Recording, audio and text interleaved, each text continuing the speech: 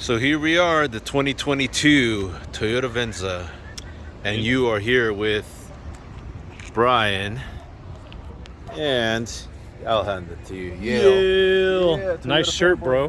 Yeah. Well, I'm wearing the shirt because it was time for a road trip. Oh, And so this isn't actually a press car. This is actually a rental, but we'll consider it a new car because it is a 2022 Toyota Venza. okay. And I got to tell you, this might be the best, at least to my knowledge, the best road trip car on the market. That right Toyota makes? now. No, on the market right now. Really? I think it's better than the Tesla, and I'll tell you why. Okay. But I mean, this is the fit and the finish is really good on this. You can tell when you get in, it's almost, dare I say it, Lexus-like. Almost Lexus-like? Almost Lexus-like. It's not Okay. quite Lexus, so we can talk about that a little bit. But What if I just ask you a bunch of questions and we just... you could do that. But let me say this one thing: I was a fan of the Avalon Hybrid. Yeah. You know, for long, you know, if you do long road trips, that kind of a thing. I took this thing 4,000 miles in 2 weeks. So I went to the West Coast, did the Grand Canyon, Sequoia, did Santa Barbara, the beach, San Diego. It was great, and really had no problems with it. So let's get the rundown. You chose this out of everything that you had to choose on the rental line? Yep, and they had a ton of cars when I showed up there, which was really surprising. But that's what happens when you show up on a Saturday morning. All the business guys have not picked up their cars for the week. And I'd never seen this car, never watched the video on it, so I was kind of shocked when we could look at the front. I saw this parked at the rental car lot, and I was like, it's got a Toyota badge on it. And then I walked. I see the Oregon plates and I go, next. Yeah, yeah, right? Yeah. Then I walked back here, and I took we're a family of 5. I got 3 kids under 10. And I looked, and I saw a hybrid. I was like, oh, okay. And I looked it up, and, you know, I knew I was going to go on a long drive. And I saw something like EPA rated 37 miles, highway 40 in town. Okay. That's really good for a road trip, you know, and something I'm going to put a lot of miles on. And so said, you know, this is the car. Here's the thing. It looks better than the Lexus RX. Well, I like the look of it. Yeah. You know, compared to like a sedan hybrid, you've got a lot more space back here for cargo. It's something like 28.8 cubic feet. You got the JBL sub, and I was actually surprised that how good the stereo sounded. I mean, it's not going to compare to like, you know, a luxury vehicle. Yeah, I mean, but it's you get decent space out of it. There's a spare. You got plenty of space in here. I put in yeah, there's a lot of space. Because I was going on a long road trip, I put in like the first aid kit and a few other things in there, you know, flashlight, that kind of a thing.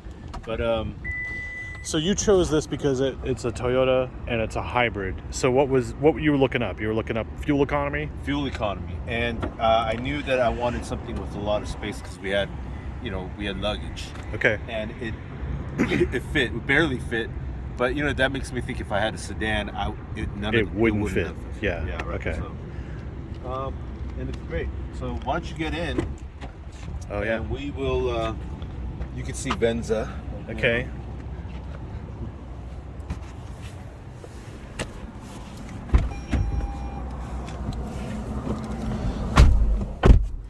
So first thing about this, as we're in it, is for the first time in a little while, I have not had any issues with the button placement, except I think I saw it. this. Oh, okay. It just seems like an awkward placement for a start-stop button.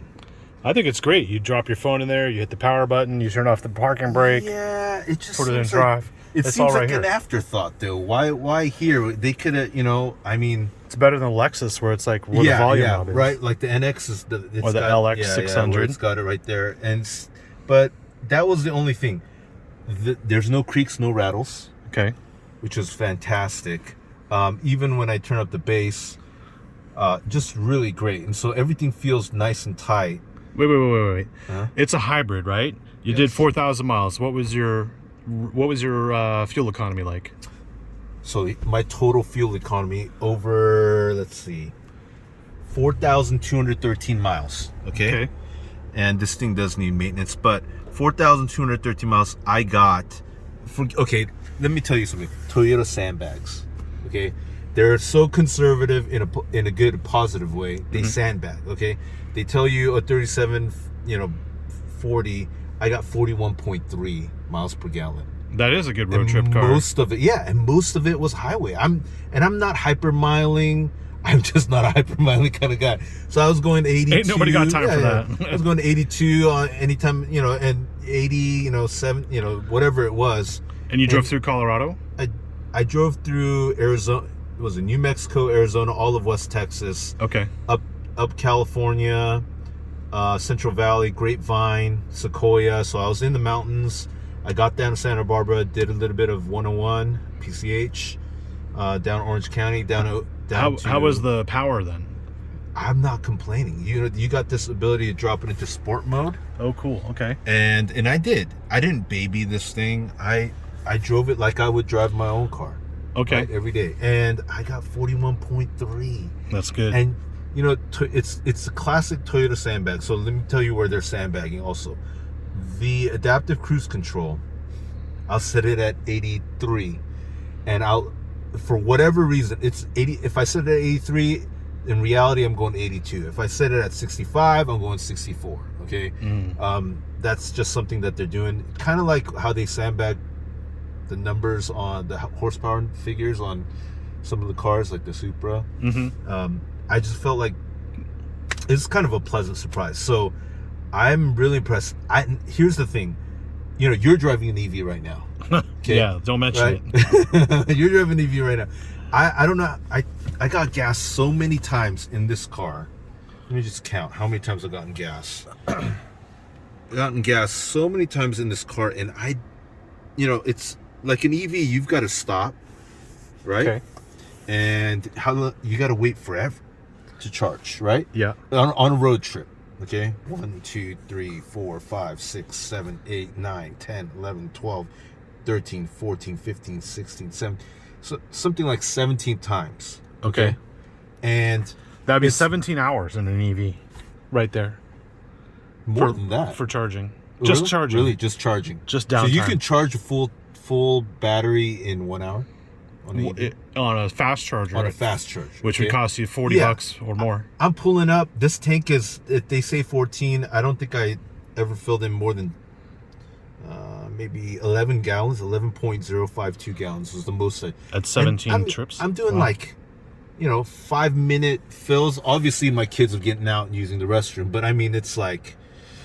That's why you won that shirt. You won that shirt, yeah. Okay. So Buc-ee's, Texas. Reppin'. Anyways, represent. Reppin'. So I'm impressed by this vehicle. I mean, if I had to buy a vehicle, I enjoy it, and I knew that I'd be driving lots of miles, highway miles, all over the place, cross country.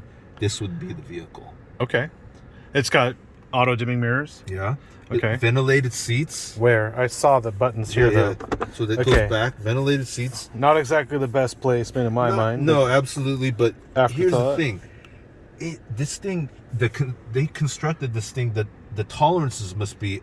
I mean, Toyota's just getting better at making cars. Oh, yeah, of course. So, you know why? Why? Because they're not spending all their money trying to make EVs. They're spending their money making their cars better. Oops. So everyone else is trying to compete with market share for Tesla. BMW's making the i4, Genesis is making the GV60, Volvo's making EVs, but nobody is doing what Toyota's doing, which is making their cars better. Yeah. Well, so this is a good example of that. They killed the Avalon to make the Crown. They brought the Venza back. Yeah. Okay, so we're here talking about this Venza. Does your wife like it?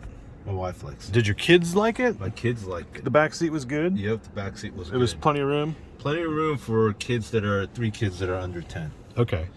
Right. And then the fuel economy was good. So yeah. Clearly you'd have this over an EV, but this is a hybrid. And as far as hybrids... So let me talk about that for a second. Yeah. I don't typically drive hybrids. I love the V8 and that kind of thing. And you can watch our review on the Lexus LX600. The operation between hybrid and the motor kicking in was pretty seamless. Right. Like, you can't really even tell at this point. They've gotten down. Well, the best part too is the air conditioning system is electronic. So when the engine turns off, the AC still runs. So and the compressor's not belt driven, as far as we know. Some non-hybrid cars, the engine shuts off, the AC shuts off. Yeah, and in Texas, look at that, it's 109 degrees. 109 degrees. At 9 o'clock at night. So I've driven the Tesla 3. Yeah. AC's terrible on that thing. Hey, I believe you. I mean, I Tesla can't doesn't do give it. out press cars, but I can't do it. okay. And I think this is better than a Tesla for road trip car. Yeah. Yeah. I don't have to sit there waiting at a supercharger, just, counting minutes, sipping coffee. I could sip coffee right while I'm going on my drive. Oh man, that's too much multitasking for some people. Get out of here. So that's really all I got to say. 41.3 miles per gallon. That's remarkable. And then when you are somewhere, I guess for some reason you can go into EV mode, right? Oh yeah, and in sport mode, I mean, it's got a little pep. Okay. And so I enjoy that, but I pretty much drove the whole thing in eco except for a few times. Yeah. Well, a few times might be an exaggeration. How's the road noise? Can we go on the road real quick? Absolutely. So obviously a hybrid will be pretty quiet. Yep. It's very Lexus-like. And, I think this, in the current trim, if you can even get a car at MSRP these days, if you can even get a car. Wait till October. Yeah, this is $40,000 in the limited trim. Now, this one doesn't have the heads-up display or the pano moonroof. Okay. But still, this is... I didn't miss it. I didn't miss it. And the pano moonroof has this cool feature where you hit the button and it goes like electrostatic and it just kind of... Oh, like an opaque? Yep. That's cool. Exactly. Which is cool for a car at this price point, because the only other car that does that I remember is the Mercedes Active Sky Control, which is like $100,000 plus to get that feature. This car is completely made in Japan. Okay. And, I could tell. They've done an amazing job on it. So, there you have it. I mean, that's really all I got to say. I mean, I'm kind of sad to go return this because I do a lot of miles. Mm-hmm. And this would be great to have. But I'd love to do more long trips, in cars and just kind of see what we're getting. We are at that stage in the automotive industry where a lot of things are going electric, much to my chagrin, because, dude, I love motors. Mm-hmm. But this, I would not mind.